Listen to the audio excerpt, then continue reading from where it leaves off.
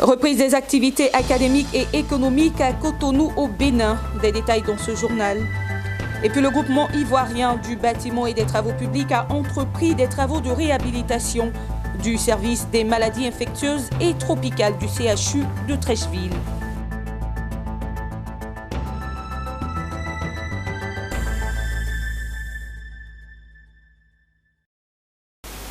Et voilà pour les titres. Madame, monsieur, bienvenue. Ouvrons ce journal en nous rendant à Cotonou au Bénin. Ce pays d'Afrique de l'Ouest a fait front à la pandémie de la maladie à Covid-19. Aujourd'hui, l'heure est à la reprise des activités académiques et économiques au Bénin. L'entreprise Benka Engineering est spécialisée dans la détection sans casse des défauts et vices de construction BTP. Nous parle justement de la reprise de ces activités. Le reportage de Étienne Kiki et Rachel Podécan. Situé à quelques kilomètres de Cotonou au Bénin, dans la commune d'Aglar-Lazonto, se trouve une grande structure spécialisée dans la détection sans casse des défauts et vices de construction BTP dénommée Benka Engineering. Elle a pour mission d'offrir des prestations de maîtrise d'œuvre, de conduite d'opérations en construction pour satisfaire les clients. Je suis le directeur du bureau d'études Benka Engineering, qui est devenu un corporate avec plusieurs divisions, plusieurs activités. Nous avons Benka Expert qui est dans le diagnostic et l'expertise non destructive. Nous avons Benka Engineering même qui est dans les études et la mise en œuvre de projets. Nous avons le Competence Center qui est dans les formations. Et voilà ce que nous faisons. Au cours de cette visite, le premier responsable de la dite structure s'est penché sur la crise sanitaire qui secoue depuis plus de 3 mois le monde, cette maladie appelée Covid-19. Effectivement, Covid-19 n'a pas prévenu. Donc c'est un imprévu pour l'environnement économique, le monde en général, tant économique que politique. Et aujourd'hui, je pense que nous t'attendons parce que c'est une maladie qu'on a découverte et qu'on n'a pas de remède pour ça. Nous avons compris aujourd'hui que, suivant les consignes, il faut déjà prendre les mesures de protection individuelle, qui sont les mesures barrières. Et c'est ce que nous nous évertuons à faire en tant qu'entreprise et communiquer beaucoup. Donc former le personnel, les informer. Dans votre environnement de vie, dans votre maison, tout ça, sur votre parcours, vous êtes face à des risques. Et ce risque peut se porter en entreprise. Donc nous évertuons à faire des séances de communication au sein de l'entreprise et s'assurer que les mesures barrières, depuis l'entrée jusqu'au sein de l'entreprise et dans les sorties, sont respectées. Le respect des mesures barrières, communiquer autour de nous et bien d'autres recommandations, voici ce qu'a suggéré le DG de Benka Engineering. Le Bénin a créé des cordons et a permis quand même aux activités de se dérouler et conseiller les mesures barrières. Beaucoup d'entreprises ont souffert, beaucoup ont fermé aujourd'hui ou beaucoup manquent d'activité. Et ça se ressent sur le pays nécessairement. L'économie du pays, si les économistes font les statistiques, doit avoir reçu un coup au niveau du PIB. Mais il faut dire que Benka Engineering quand même, en cette période, n'a pas connu trop de bas. Nous tenons la barque et ça devrait aller. Le groupement ivoirien du bâtiment et des travaux publics a entrepris des travaux de réhabilitation du service des maladies infectieuses et tropicales du CHU de Treichville. Il s'agit de l'aménagement et l'équipement d'une salle d'urgence en matériel d'oxygénation, de régulateurs d'oxygène et d'équipement du moniteur respiratoire avec 20 lits supplémentaires, le tout pour un montant de 79 millions de francs CFA. La remise officielle s'est faite ce lundi 15 juin 2020 et c'était au CHU de Treichville à Abidjan. Le compte-rendu de Betty Kouakou et Tima Traoré. 3 semaines de travail acharné. C'est le temps que s'est donné le groupement ivoirien du bâtiment et des travaux publics, GIBTP, pour réhabiliter entièrement le service des maladies infectieuses et tropicales du CHU de Treichville, SMIT. Pour les adhérents de l'organisation patronale, au-delà du montant qui s'élève à plus de 79 millions de francs CFA, ces travaux de réhabilitation sont une contribution à la lutte contre la maladie à coronavirus engagée par le gouvernement ivoirien. L'acte que nous posons aujourd'hui s'inscrit dans la droite ligne d'apporter notre soutien à l'État de Côte d'Ivoire dans son plan de riposte au Covid-19. Pour le SMIT, qui nous accueille ce jour, la réhabilitation et l'équipement de 20 chambres d'hospitalisation en un système central d'oxygénation, fluides médicaux, régulateurs d'oxygène et d'équipements respiratoires, ainsi que le don en équipement d'urgence médicale à l'unité de réanimation composée de moniteurs respiratoires, moniteurs patients, laryngoscope 5 lames, de pouces seringues, manodétendeurs et débitmètres respiratoires, de tables d'examen, chariots de réanimation et supports de réanimation. Le tout pour un coût total de 79 843 200 francs. Pour le directeur général du CHU de Treichville, l'établissement a les compétences mais pas les infrastructures. Il se dit donc heureux de ce don du GIBTP.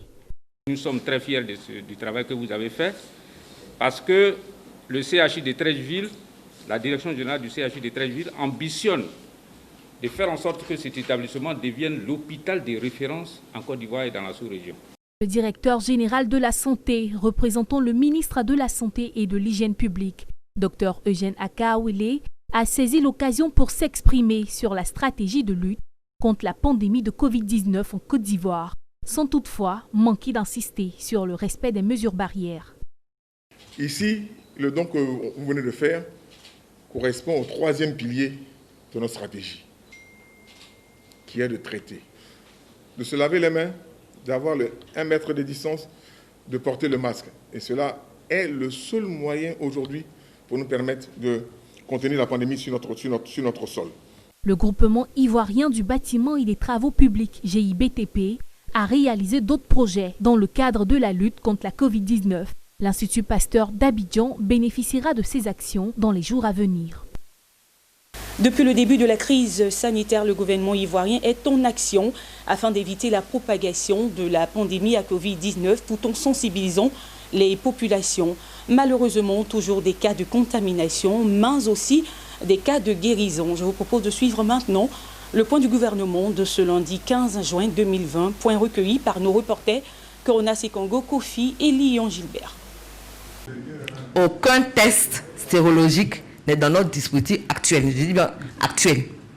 Et aucune autorisation n'a été donnée à un laboratoire privé pour faire le dépistage, tout comme aucune clinique privée n'a habilité en dehors des 3 qui sont autorisés, qui est Farat, Pizam, Hôtel Dieu, n'est autorisé à faire la prise en charge.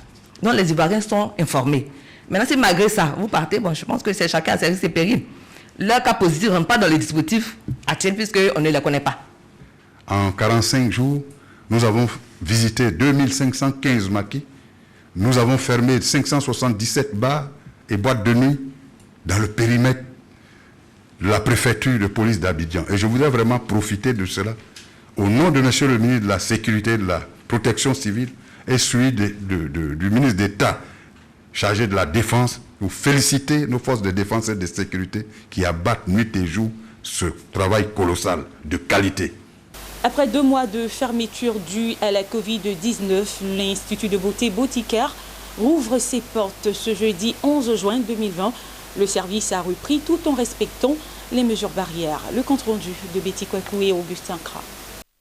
Après 2 mois de fermeture due à la pandémie de Covid-19, l'Institut de beauté Boticare rouvre ses portes. Ici, on ne badine pas avec le respect des mesures barrières. Pour y accéder, il faut sacrifier au lavage des mains à l'entrée et porter obligatoirement un masque. Boticare avait fermé compte tenu de la situation du Covid-19 et maintenant nous réouvrons nos portes et tout en respectant les mesures barrières, avec les cache-nez bien sûr. Nous portons les gants pour travailler, donc vous pouvez venir en toute sérénité et en sécurité. J'incite tout un chacun à participer à l'élimination du Covid-19, tout en portant leur masque, en lavant les mains régulièrement et en restant chez vous si vous n'avez rien à faire dehors.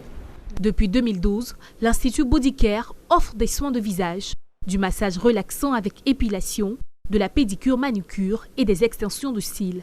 Pour son expansion, l'Institut prévoit mettre en place un hammam, qui est un bain d'eau chaude permettant une relaxation intense et très efficace. Vivement que les autres instituts de beauté et de soins corporels du district d'Abidjan copient sur Boticare en mettant des mesures barrières afin de protéger les visiteurs. Une nouvelle marque de prêt-à-porter à Abidjan, c'est dans la commune de Cocody que la créatrice de la marque Dora Moti a procédé à l'ouverture de son premier showroom. Ces articles s'adressent aux femmes et aux hommes soucieux de présenter une image soignée. Le point avec Walter Kofi et Tima Traoré. Du beau, du chic, de la classe et de la modernité, voici le cocktail présenté par la créatrice modéliste Dora Moti à travers sa nouvelle collection de lignes de vêtements. Des sacs à main assortis aux robes dames passant par les chemises hommes, la collection se compose de divers accessoires de mode et de vêtements de tout genre.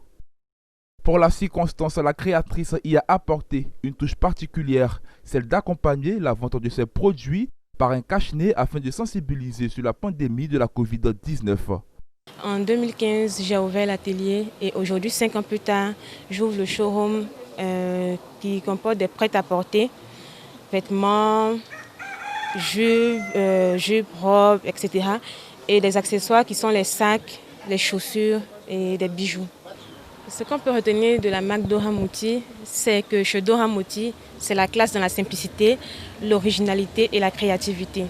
L'ouverture de la boutique a été l'occasion pour parents, amis ainsi qu'aux professionnels de la mode d'apporter leur soutien à la jeune créatrice. Mes impressions, c'est juste une fierté, surtout pour Dora, parce que c'était ce qu'elle attendait, ce qu'elle voulait depuis longtemps.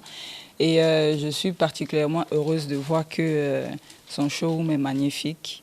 Elle a relevé son défi et je crois que c'est ce qu'il lui fallait pour bien entamer sa carrière de styliste.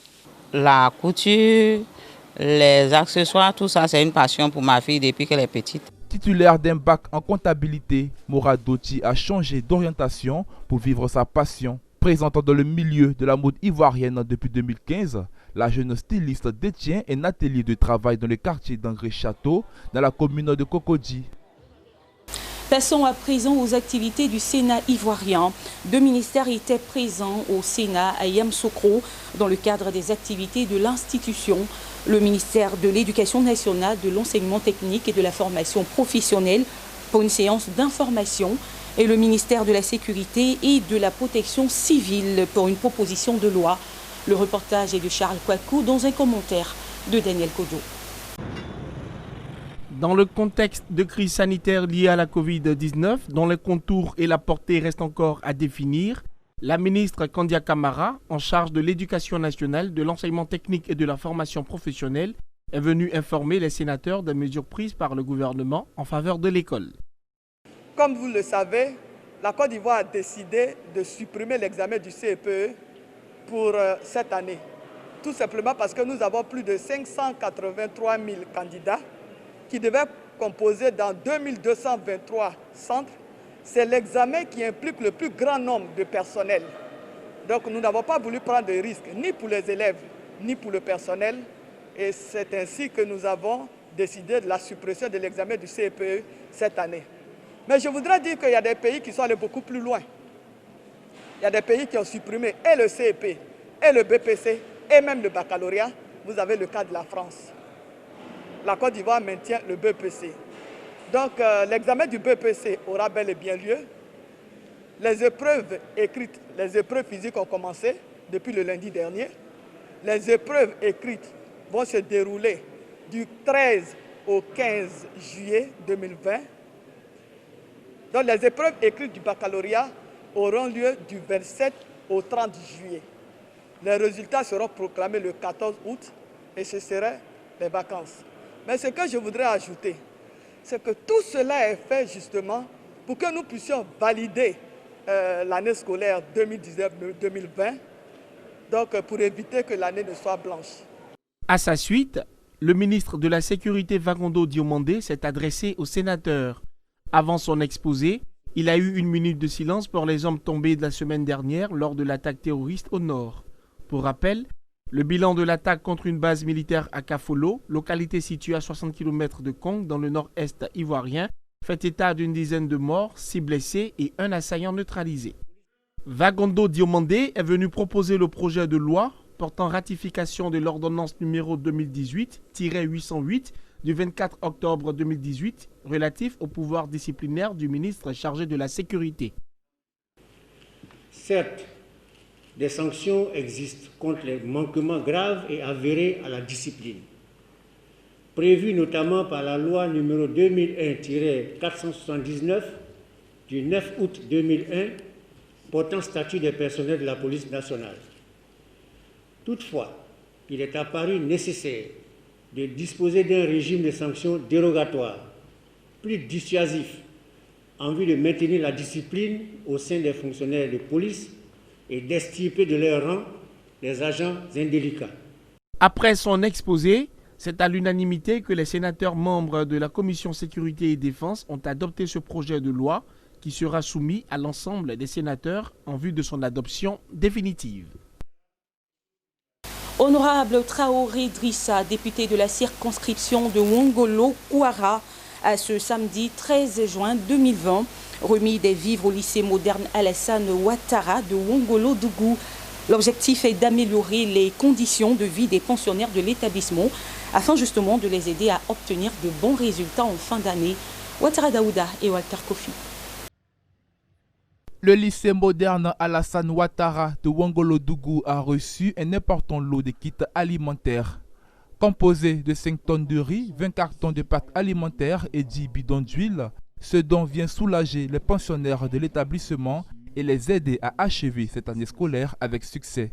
Le geste est de Téné Ibrahima Ouattara, président du conseil régional du Tchogolo. Représenté à ce jour par Traoré Drissa, député de la circonscription Wongolo-Kouara. Ce dernier a traduit la volonté du donateur quant à l'utilisation de ces dons. Pour lui, un homme qui a faim n'est pas un homme libre. Un don à vivre au nom et au compte du ministre des Affaires présidentielles, qui est le président du conseil régional du Tchologo.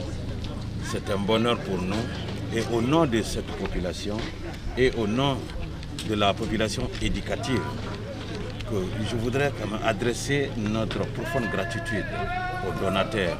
Vous savez, une cantine est une structure qui permet à certains élèves, surtout les plus démunis, de se restaurer sur place et d'éviter de faire des va-et-vient.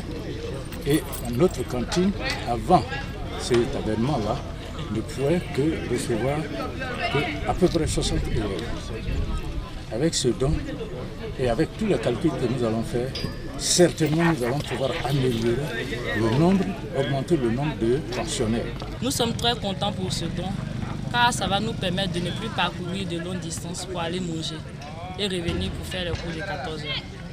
Sori Jean-Pierre, préfet du département de Wongolo-Dougou, a salué cette action noble du président du conseil régional en se saisissant de l'occasion pour donner des conseils à la population. Il les a ensuite incités à signaler tout mouvement suspect troublant l'ordre public dans le département. Une minute de silence a été observée aux valeureux soldats tombés à Kafalo lors de l'attaque. Fin de ce journal préparé par l'ensemble de la rédaction. Merci beaucoup de l'avoir suivi. Prenez soin de vous et des autres. Allez, au revoir.